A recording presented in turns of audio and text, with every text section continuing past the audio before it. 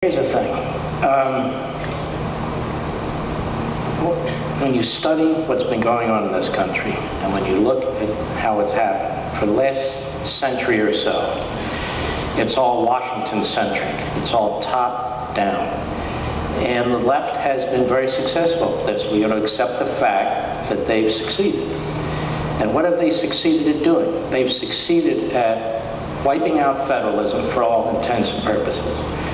They've succeeded at using the law through the Supreme Court to impose their will as if it's some constitutional mandate. Obamacare is just the latest example, but the worst.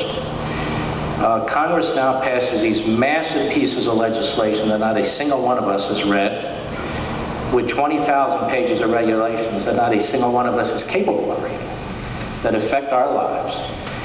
We have a massive bureaucracy with over 4 million individuals, some of whom are great, some of whom are not, issuing 3,000 laws a year, many of them with criminal penalties. So many criminal penalties, the Congressional Research Service can't even determine how many. And as I say on the air, the circle of liberty that surrounds the individual is getting smaller and smaller and smaller.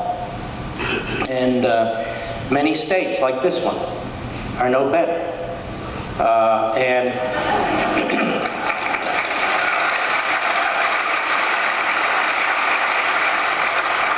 But the framers understood this. The framers understood that humans are imperfect and these institutions are imperfect. And so what did they do about it? They created a constitution that creates a matrix of institutions and authorities for imperfect people and imperfect institutions. And they thought the worst possible threat that faced this country or any country is a centralized government with concentrated power, whatever the form. You can read Adams, you can read Jefferson, you can read Madison, Mason. All of them talked about the same things, and they weren't the only ones. They took it from John Locke and Montesquieu and others. Excuse me. And that's why we have 3 branches of government. They didn't sit there and think that up. That comes directly from Montesquieu. That's why they talked about a civil society. They didn't think that up. They came from many philosophers, including Locke. And so what these men did in Philadelphia in 1787 is they looked throughout history and human experience, men of faith, and they decided to create a nation under our Constitution.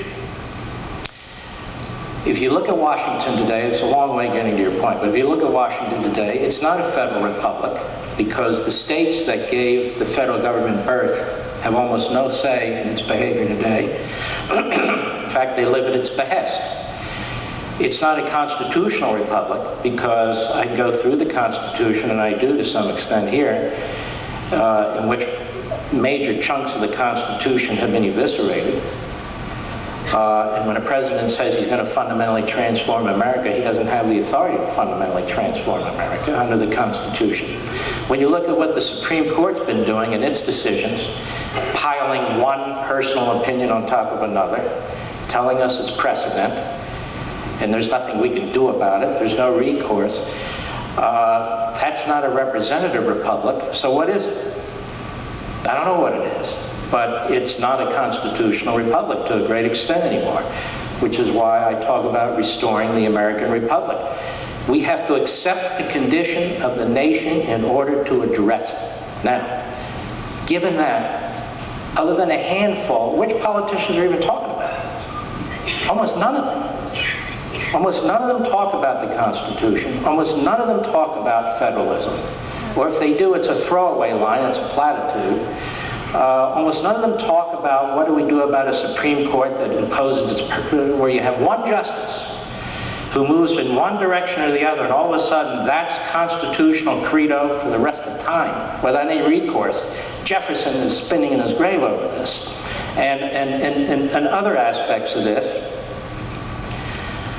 So you have to ask, well, what do we do about this? Well, you can elect more people and send them to Washington. That doesn't seem to work very well. I'm not opposed to it. Fight them in the primary, send as many conservatives as you can. I don't preclude that at all. I'm just not sure that's a great answer. We can rally. I've been at these rallies. I've spoken at these rallies. They laugh at us. Because what do they figure? What are we going to do about it? In 2010, there was a major election. Has anything changed in the leadership of the House of Representatives? Nothing, from my perspective. Or nothing that's going to address what's going on. So we basically have the statists in one party, and in many respects the neo-statists, as I call them, in the other party, who are relatively status quo, relatively comfortable with what's going on, and really don't want to address any way of breathing life back into the Constitution and into civil society. So we have to ask ourselves, do we really want to accept this? Is this inevitable? I mean, the trajectory is obvious. This magnificent institution is built around a man who for 8 years fought this and rejected this and spent his life talking about it, articulating it. And that's 8 years. And then after those 8 years, they lurch back into the same direction. His party does, my party does. The other party lurches extra hard when they control both houses of Congress and the presidency. So I just see us going in one direction. So where do we look for answers? Well, I mean, apart from faith and apart from cultural issues, for governmental answers, we have to look at the Constitution. And the framers were so brilliant, they thought this day might come.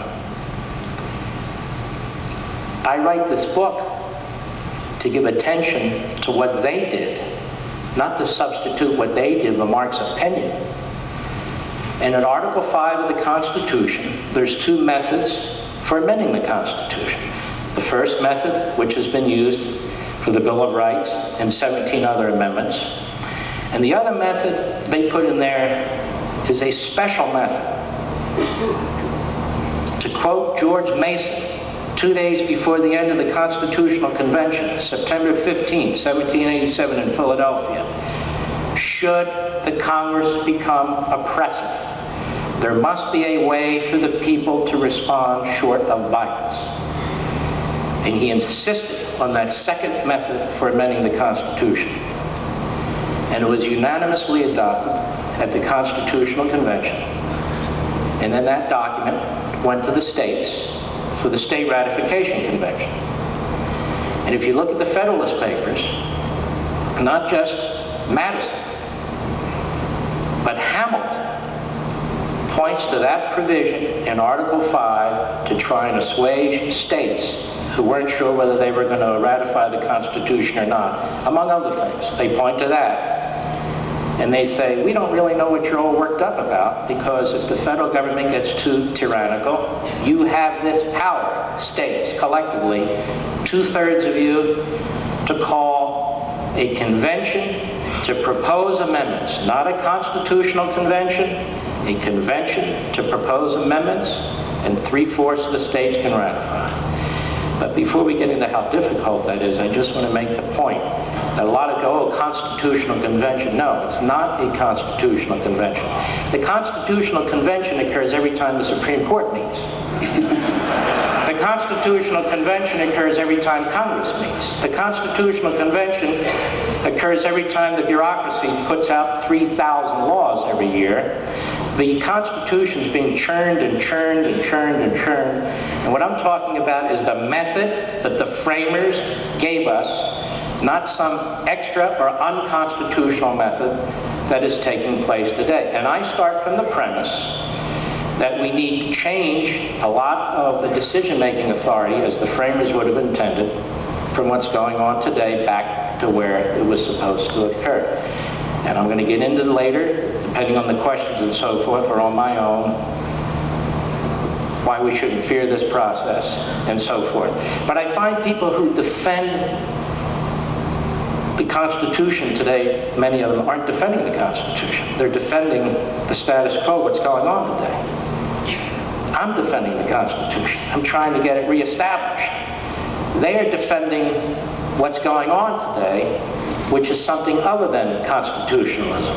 So I'm trying to get people to think about this, to talk about it, to argue it, to debate it, the way the framers would have, the way the framers wanted us to, and it is the framers who came up with this idea, not me. And what I do in the book is I propose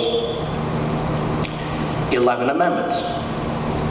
They're not chiseled in granite saying, oh, Mark's got 11 amendments, so they're going to be adopted. It doesn't work that way. If you have a convention for the purpose of proposing amendments, they will consider certain proposed amendments. What I'm doing is saying what's possible. And by the way, I'll get to it later, why the left cannot hijack, quote-unquote, the convention process. We'll talk about it as you wish. But that's the theme of the book. So of the 11